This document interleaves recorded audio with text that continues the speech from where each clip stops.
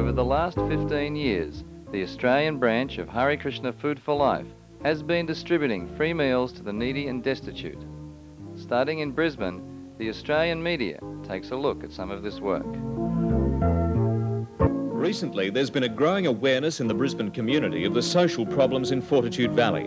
Part of the response from concerned groups was the opening of the Hare Krishna FoodForLife Centre in Brunswick Street by an old friend of the movement, Hayley Mills.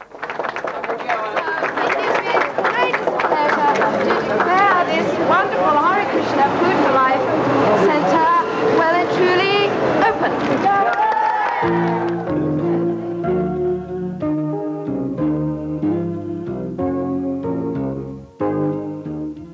I support this, of course, wholeheartedly. I think it's a wonderful thing that the devotees do, and I'm sure every city where there is a Food of Life program is deeply grateful for the help that they give, feeding hundreds and hundreds and hundreds and hundreds of people a week that would otherwise cost the city a great deal, and all the support and friendship and counselling, and you know, it's hard to put a value on something like that.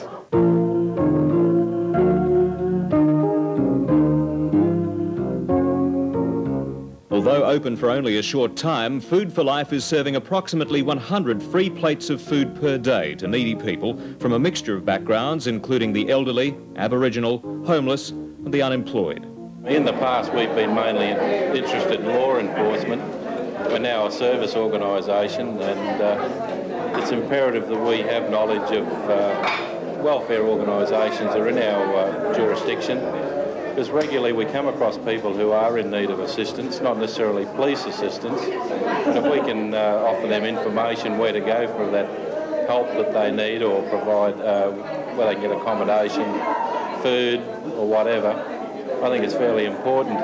Rather than just leave the person out there suffering, we can now assist them to go away and obtain some assistance, basically to remove them from the unfortunate situation they find themselves in. The Hare Krishna FoodForLife kitchen has opened its doors to the people of the Cross every night for 13 years. It serves fresh food for free, and for many of the people who eat here, it's the only square meal they'll get all day. But their generosity is being curbed by cold, hard reality. Quite simply, money is running out. We would like to have a centre that offers medical care, counselling, has the ability for a cottage industry where the kids can come in and manage their businesses. They're also appealing to the public for support to maintain and expand the FoodForLife service. Ultimately, they would like to have mobile kitchens to take food to people in need. I think whilst we can have government bureaucrats in offices talking about community service policy, the Hare Krishna are here in King's Cross feeding people, young people, old people, who would go without meals if they weren't here at the coalface providing that service.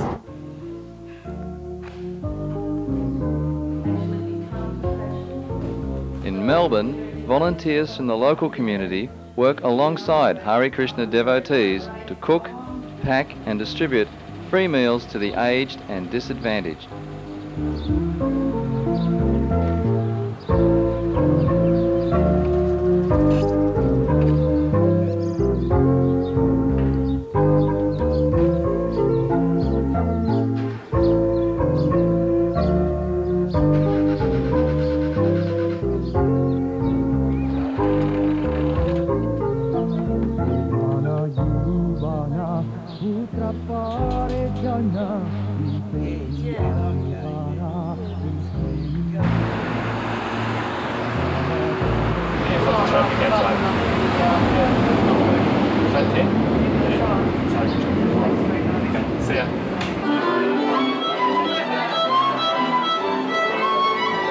While the Melbourne Crossways Centre in Swanston Street has become a welcome source of low-cost, nutritious meals for students and the unemployed.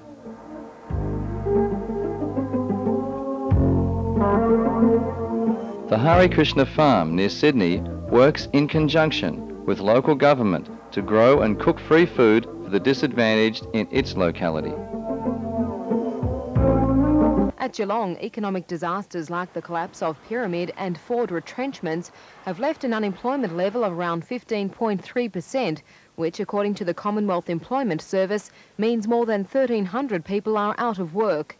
In conjunction with the Red Cross, hundreds of hungry people are delivered a free meal every Friday and Saturday night. We're sort of filling a niche that other groups are not filling at the present stage, in that we're reaching people that can't come to hot food kitchens, that can't avail themselves to Meals on Wheels service. Street kids living underneath a bridge just can't avail themselves to that service. So we go out to them, drop off a meal, and they're very appreciative. 5 months ago, when the Food for Life program started up in Geelong, only 20 meals were needed. Tonight, 148 have been prepared and orders are still being taken.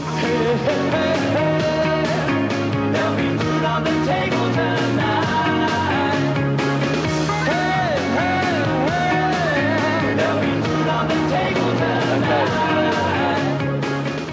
Megan Warneck is a single mother on a pension who relies on the Hare Krishnas for her evening meal twice a week.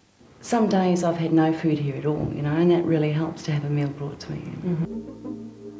In New Zealand, 2 centres in Auckland and Christchurch are ministering to an ever-growing number of recipients.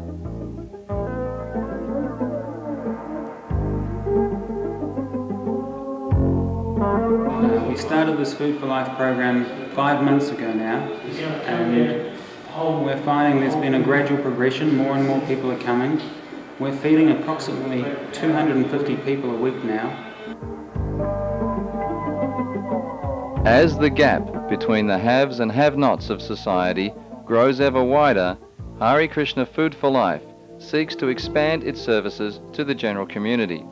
All contributions in terms of foodstuffs, labour or finances are gratefully received and are employed for maximum effectiveness.